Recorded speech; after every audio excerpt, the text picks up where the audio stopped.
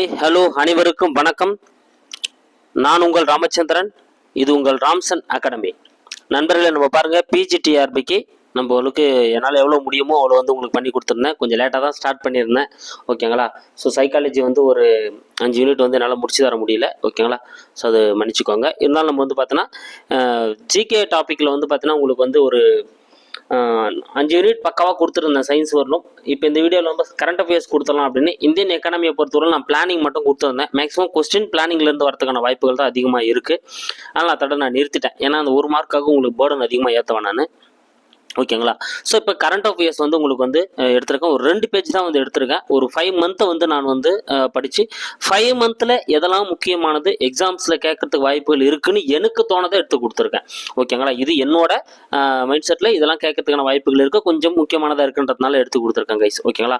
So அதனால் கண்டிப்பாக வரும் அப்படின்னு நான் சொல்ல வந்தால் நம்மளுக்கு லக்கு தான், ஓகேங்களா. அதனால் 2 பக்கம் தான் உங்களுக்கு அதிகமான பேர்டன் நேரத்தில். ஏன்னா இப்போ எல்லாமே ரிவிஷன் பண்ணிட்டு ஒரு மாதிரியா ப்ரெஷரில் இருப்பீங்க. அதில் இந்த டைமில் நாம் ஒரு 10 பக்கம் 5 பக்கம் கரண்ட் அஃபேர்ஸ்லாம் கொடுத்தா ஒன்றும் பிரச்சனை இருக்கும். ஒரு 2 பேஜ் அழகாக கொஞ்சம் அப்படியே ஷார்ட்டாக கொடுத்துருக்கேன். நீங்கள் இதனோட ஒரு டைம் நான் சொல்லிட்டு இதனோட பிடிஎஃப்பும் நான் உங்களுக்கு டிஸ்கிரிப்ஷனில் கொடுத்துறேன், நீங்கள் டவுன்லோட் பண்ணிக்கோங்க. ஸோ நீங்கள் நாளைக்கு பஸ்ஸில் போகும்போது கூட என்ன பண்ணுங்கள், ட்ராவல் பண்ணும்போது கூட அப்படியே சும்மா லைட்டாக தள்ளி பார்த்துக்கோங்க. தள்ளி பார்த்துட்டு நீங்கள் என்ன பண்ணுங்க, நீங்கள் போயிடுங்க, ஓகேங்களா. ஸோ இப்போ வந்துச்சுன்னா ஸோ கண்டிப்பாக மகிழ்ச்சியாக ஒரு மார்க் நம்மளுக்கு அட்டன் பண்ணிடலாம், ஓகேங்களா. சரி, வாங்க வீடியோக்குள்ளே பார்க்கலாம். ஸோ ஃபர்ஸ்ட் கொஸ்டின் பார்க்கலாம் பாருங்கள். சரி, 10 கொஸ்டின்ஸ் போட்டு அதே ஃப்ளோ வருது. 2025 சர்வதேச பொக்கர் பரிசு பெற்றவர் பாருங்க. 2025க்கான சர்வதேச பொக்கர் பரிசு பெற்றவர் யார் அப்படின்னு பார்த்தீங்கன்னா பானு முஸ்தாகின் அப்படின்றவர் தான். இவர் பார்த்தா ஒரு கன்னட எழுத்தாளர். கன்னட மொழியில் பார்த்தீங்கன்னா பரிசை பெற்ற முதல் எழுத்தாளர் இவர் தான், பானு முஸ்தாகின். இந்த எழுத்துல மட்டும் நீங்க வேர்ட் அந்த பேர்ல மட்டும் அப்படியே ஞாபகம் வச்சுக்கோங்க. ஆப்ஷன் வந்துச்சுன்னா தட்டுருங்க. பானு முஸ்தாகின் ஹார்ட் லேம்ப் அப்படின்ற நூலுக்காக இவருக்கு சர்வதேச புக்கர் பரிசு கொடுக்கப்பட்டிருக்கு 2025. ஸோ 2025க்கான சர்வதேச புக்கர் பரிசு பானு முஸ்தாகின் ஹார்ட் லேம்ப் அப்படின்ற நூலுக்காக வாங்கிக்கிறார். இவர் கன்னட மொழியில் இந்த பரிசை பெறக்கூடிய முதல் எழுத்தாளர் இவர் தான். அடுத்து 2வது ஆசிய யோகா சாம்பியன்ஷிப் புதுடெல்லியில் நடைபெற்றது, ஓகேங்களா. ஸோ ஆசிய யோகா சாம்பியன்ஷிப் போட்டி பார்த்தா எங்க நடைபெறுது அப்படின்னா புதுடெல்லியில தான் என்ன பண்ணுதுங்க, நடைபெறுதுங்க, ஓகேங்களா. ஸோ இது அடுத்து ஆடவர் ஈட்டி எறிதல் பிரிவில் 90 மீட்டர் சாதனையை முறியடித்த 25வது வீரராக நீரஜ் சோப்ரா. ஸோ நீரஜ் சோப்ரா பற்றி நம்மளுக்கு தெரிஞ்சிருக்கும், ஒலிம்பிக்ல நம்மளுக்கு பதக்கெல்லாம் வாங்கி கொடுத்துருப்பாரு, ஓகேங்களா. ஸோ அவர் தான் பார்த்தீங்கன்னா இந்த ஆடவர் ஈட்டி எறிதல் பிரிவில் 90 மீட்டர் சாதனையை முறியடித்த ஒரு 25வது வீரராக நீரஜ் சோப்ரா என்ன பண்ணப்படுறாரு, குறிப்பிடப்படுறாரு. அடுத்து நார்வே சதுரங்க போட்டியில் கார்சலனை தோற்கடித்த 2வது இந்திய வீரர் குகேஷ், ஓகேங்களா. ஸோ பாருங்க, ஏற்கனவே கார்சல் அப்படின்றவர் நம்மளுக்கு தெரியும், இவர் வேர்ல்டு சாம்பியன். இவரையே தோற்கடித்த இந்தியா வீரர் யாருன்னா 19 வயதான குகேஷ் இவர் தோற்கடிச்சிருப்பாரு நார்வே சதுரங்க போட்டியில, ஓகேங்களா. அது மட்டும் இல்லாம இளைய உலக சதுரங்க சாம்பியன் அப்படின்ற பட்டமும் இவர் கிடைச்சிருக்கும். இது ரொம்ப முக்கியம், நல்லா ஞாபகம் வச்சுங்க. குகேஷ் தான் இளைய உலக சதுரங்க சாம்பியன் அப்படின்ற பட்டம் வாங்கியிருப்பாரு. இவருக்கு 19 வயது தான், ஓகேங்களா. அடுத்து 26வது ஆசிய தடகள சாம்பியன்ஷிப் போட்டி கொரியா குடியரசு குமி என்னும் இடத்தில் நடைபெற்றது. பாருங்க, இது ஆசிய தடகள போட்டி 26வதுக்கான தடகள போட்டி குமி அப்படின்ற இடத்துல நடைபெற்றிருக்கும். இதுல சீனா 32 பதக்கங்களோட முதலிடமும் 24 பதக்கங்களுடன் இந்தியா 2வது இடம், ஓகேங்களா. ஸோ இந்தியான்னு டைப் பண்ண விட்டுக்கிறேன். இந்தியா பார்த்தீங்கன்னா 2வது இடத்த புட்டிருப்பாங்க, ஓகேங்களா. அடுத்து 2025 பிரெஞ்சு ஓபன் டென்னிஸ் போட்டி, இதுவும் ரொம்ப முக்கியங்க. ஸோ 2025 பிரெஞ்சு ஓபன் டென்னிஸ் போட்டியில் பார்த்தீங்கன்னா ஸ்பெயினை சேர்ந்த மார்சைல் கிரக்கனாலர்ஸ் அவரும் அர்ஜென்டினாவை சேர்ந்த ரோசியா செஃபோலஸ் இவங்க 2 பேரும் சேர்ந்து இரட்டையர் பிரிவில் வெற்றி பெற்றிருப்பாங்க, ஓகேங்களா. இது கொஞ்சம் இம்பார்ட்டன்ட், இந்த நேம் நல்லா ஞாபகம் வச்சுக்கோங்க. இவங்க எந்த நாடுன்றதையும் ஞாபகம் வச்சுக்கோங்க. 2025 பிரெஞ்சு ஓபன் டென்னிஸ் போட்டியில ஸ்பெயினை சேர்ந்த மார்சைல் கிரக்கனாலர்ஸ், அர்ஜென்டினாவை சேர்ந்த ரோசியா செஃபோலஸ் இவங்க 2 பேரும் இரட்டையர் பிரிவில் வெற்றி பெற்றிருப்பாங்க. அடுத்து இதுவும் கொஞ்சம் டிஃப்ரெண்டா இருக்கும். 2025ஆம் ஆண்டு 66வது சர்வதேச கணித ஒலிம்பியாக் போட்டி, ஓகேங்களா. ஸோ 66வது கணித ஒலிம்பியாக் போட்டி நடைபெற்றிருக்கு மேக்ஸுக்காகவே, ஓகேங்களா. ஸோ அது எங்கன்னா ஆஸ்திரேலியாவில் நடைபெற்றது. இதுல இந்தியா பார்த்தீங்கன்னா 7வது இடம் பிடிச்சிருப்பாங்க. மொத்தம் கிட்டத்தட்ட ஒரு 44 நாடுகள் கலந்துட்டு இருப்பாங்க. இதுல இந்தியா 113 நாடுகள் கலந்துட்டு இருப்பாங்க. இந்தியா 7வது இடத்த பிடிச்சிருப்பாங்க. 2025ஆம் ஆண்டு விம்பிள்டன் பட்டம் என்ற முதல் இத்தாலிய வீரர் ஜானிக் சின்னர், ஓகேங்களா. ஸோ விம்பிள்டனும் ரொம்ப முக்கியம், எப்படி பிரெஞ்சு ஓப்பன் பார்த்தோமோ அதே போல விம்பிள்டன் பட்டமும் ரொம்ப முக்கியம். 2025ஆம் ஆண்டு விம்பிள்டன் பட்டம் பெற்றவர் யாருன்னு பார்த்தீங்கன்னா இவர் ஜானிக் சின்னர் அப்படின்றவர் தான். இவர் இத்தாலிய நாட்டு வீரர், ஓகேங்களா. அடுத்து இதுவும் ரொம்ப முக்கியங்க. பாரிஸ் பாரா ஒலிம்பிக்கில் T64 உயரம் தாண்டும் போட்டியில் தங்கப்பதக்கம் ஓகேங்களா. ஸோ தங்கப்பதக்கம் வென்றவர் யார் அப்படின்னா, சரி நான் டைப் பண்ண முட்டுக்கிறேன், இதோ இருக்கார் பாருங்க, பிரவீன் குமார். ஓகேங்களா. ஸோ அது கீழே கொடுத்துருக்கேன். பிரவீன் குமார் அப்படின்றவர் தான் வந்து என்ன பண்ணியிருப்பாரு, தங்கப்பதக்கம் வந்து வாங்கியிருப்பாரு, பிரவீன் குமார்.